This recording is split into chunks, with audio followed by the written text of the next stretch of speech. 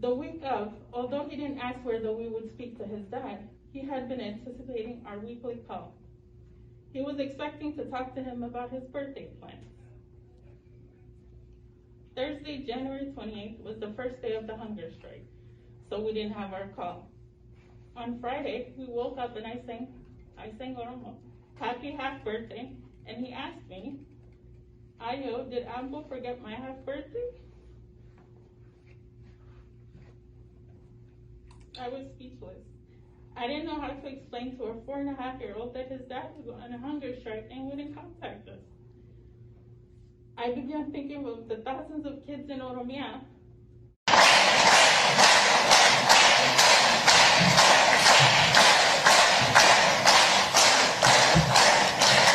Akkam jirtan bagnagaan dhuftanii saniin jenna akkasumas koree Oromo First London hedduu galatooma waan yeroo keessaniif keessan baaftanii sagantaa bareeda kan nu qopheessitan saniin jenna osoo haasakii jalqabnee yeroo hunda yoo Dr. Truman argo hedduu nagaddisiisa maal jennaan yeroo hunda rakkoon Oromo keessa jirtu nu ibsa ammoo nu rakkoo inni researchi godhee yeroo achi deemee waan kan hunda waliin nu qabe nu ummat alaatti geessuu yoo hin dandeenye deemee Oromiyaa deemee nam kana haasofsiisnu jechuutti hin jiru inni sun hojjate nutti fide nus yeroo bir dhaabbachuu qabna akkuma inni jedhe arraayyuu waraqata jira achirra guutaa ministeera keessanitti ergaa yoo sun goone warri sun laalanii rakkoo Oromoo kana hubatan nu gochisiisa so galatoomii Dr. Trevor.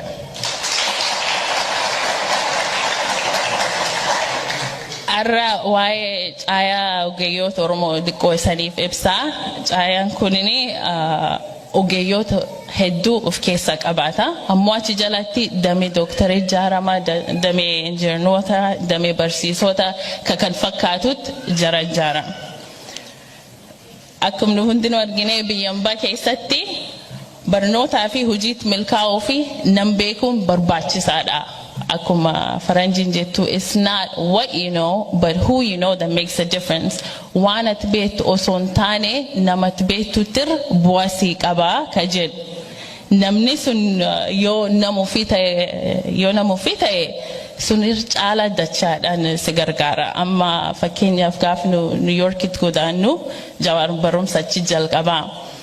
An godaanun barbaanne maaf jennaan Minnesotaatti guddadhee hariiroo hedduu jara qabaachaatiin ture Oromoo waliin nama Oromoon taane yeroo dheeraaf irratti hojjedhee wal qunnamtii nama adda addaa waliin qabaachaa ture ammoo New York gallu nam tokkollee hin beekne waan hunda duwwarra jalqabu qaba ture. Sila yoo caayaan akkana jiraate akkasin ta'u maal jennaan sila let's say London godaanu barbaade aduu bilbilee adii London godaanu jira. Hojii akkana barbaada ees gallaa jechuun danda'e gaafachuu danda'e bakka tokko jiraachuu hin qabne waan Oromoo taateef salphaatti qunnamuu danda'a. So waan kan jajjabeessu qabna barbaachisummaa illee argine jiruun keessa argine akka namni hundinuu waan kan qabaate jiru oofachuu danda'uuf qopheessuu barbaanna. Amma yeroo kanatti Oromoon hedduun karaa mana barnoota keessa jiru hedduun isaan karaa hojii bobba'uu jiranii. Jarkan wal barsiifnee walitti hidhuun wal qabatanii akka sabuufillee guddisan godhu barbaanna. Wanneen kan maal fayyada? Muuxannoo adda addaa wal jijjiiruu fi hiree hojii akkuma duraan jedhee hiree barnootaa fi walii hiruullee nu gargaara. Dalaga walitti qindeessuuf amma as keessaa yoo fakkeenyaaf caaltuun biizinasii tokko jalqabuu barbaadde. Ofii rakkattee godhuun qabdu nam alagaa barbaaduun qabdu caayum kan keessa war finance hojjetu war accountantii war graphic designer ta'an war marketing gargaar achum keessa barbaaddatte hojii sitti milkaa'u.